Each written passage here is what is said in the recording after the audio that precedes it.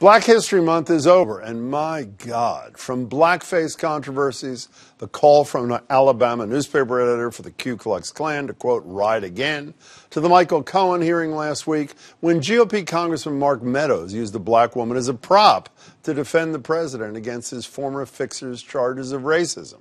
But it wasn't a complete wash, because at least we did learn something. That not embattled enough, Virginia Governor Ralph Northam and his wife Pam are a match made in heaven.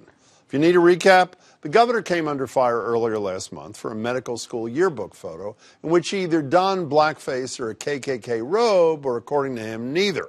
He also came under fire for this moment, after he admitted donning blackface a different time for a Michael Jackson costume contest. Still able to move? Inappropriate circumstances. My wife says inappropriate circumstances. He was really going to moonwalk. But at least that time, his wife stepped in to stop him. We all thought at least there's one sensible person in that relationship. Well, apparently not. Northam's wife is now under scrutiny for handing out cotton to young students on a tour of the governor's mansion, one of the oldest active executive residences built by slave labor back in 1813.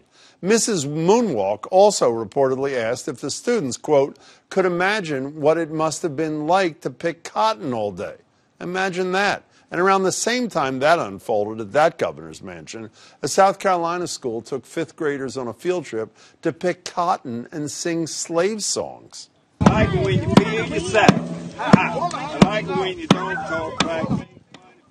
According to the mother of a black student on that field trip, the outing had zero mention that those cotton fields were harvested by slaves. I'm African American, and my ancestors picked cotton. Why would I want my son to pick cotton and think it's fun? I think it's making a mockery. A mockery of what? A mockery of slavery, a mockery of what our people went through.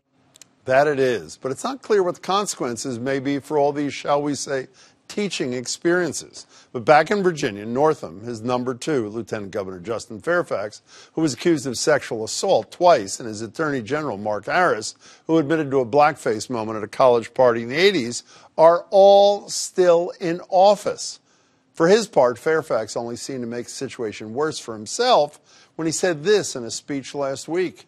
If we go backwards and we rush to judgment and we allow for political lynchings without any due process, I think we do a disservice to this very body in which we all serve. Political lynching. Sound familiar? Well, here's why. As a black American, as far as I'm concerned, it is a high-tech lynching for uppity blacks who in any way deign to think for themselves.